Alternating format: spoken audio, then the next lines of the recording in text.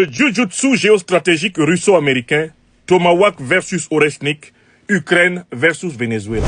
La Russie vient de rejoindre le conflit entre les États-Unis et le Venezuela. Un haut responsable de la défense russe vient de laisser entendre que Moscou pourrait bientôt livrer son tout nouveau missile balistique Oreshnik au Venezuela. Cette déclaration provient directement du premier vice-président du comité de la défense de la Douma d'État russe, qui a clairement affirmé qu'aucune restriction internationale n'empêchait la Russie de fournir au Venezuela des armes modernes à longue portée, y compris le missile de croisière calibre. Il a même averti que les Américains pourraient avoir quelques surprises. Pour l'instant, la présence russe au Venezuela reste limitée. Un avion cargo géant IL-76 a déjà atterri à Caracas, transportant du matériel et une équipe de conseillers militaires. Mais les autorités vénézuéliennes ont confirmé que le soutien militaire complet de la Russie serait bientôt disponible. La Fédération de Russie fait savoir à son adversaire américain qu'elle va incessamment mettre à la disposition de la République bolivarienne du Venezuela le célèbre missile russe Oreshnik, capable de voler sur 12 000 km et de porter toutes sortes de charges pour frapper l'ennemi.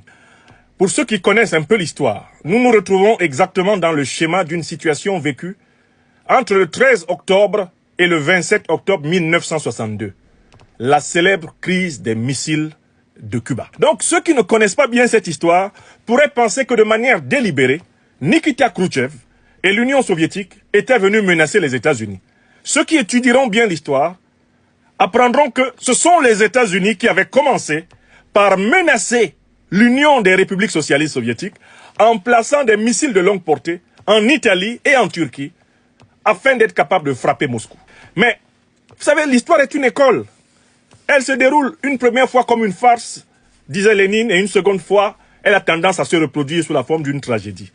Nous sommes en 2025 et c'est une situation exactement similaire qui se produit. Pourquoi, pardon, la Fédération de Russie menace-t-elle d'installer des missiles de longue portée?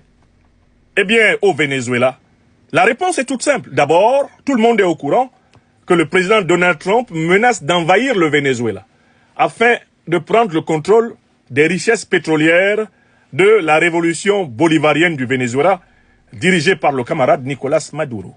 Mais ce que vous ne voyez pas, c'est que du même coup, le même président Donald Trump, qui a d'ailleurs menacé d'attaquer le Nigeria, soi-disant pour sauver les chrétiens, mais en réalité pour mettre la main sur le pétrole nigérian, a annoncé son intention de livrer à l'Ukraine, qui est en guerre avec la Russie, des missiles de très longue portée qu'on appelle les missiles Tomahawk. Donc on retrouve exactement en cette année 2025 la configuration dans laquelle on était en octobre 1962. Alors nous autres, analystes politiques dédiés à l'émancipation africaine, qui observons tout cela, qu'est-ce que nous pouvons en tirer comme leçon? Une seule grande leçon: la souveraineté ne peut pas se défendre sans la puissance. D'où il faut tirer que les pays africains ont une urgence, c'est d'améliorer dans le cadre d'alliances régionales, sous-régionales et bientôt continentales, leur système de défense et de sécurité.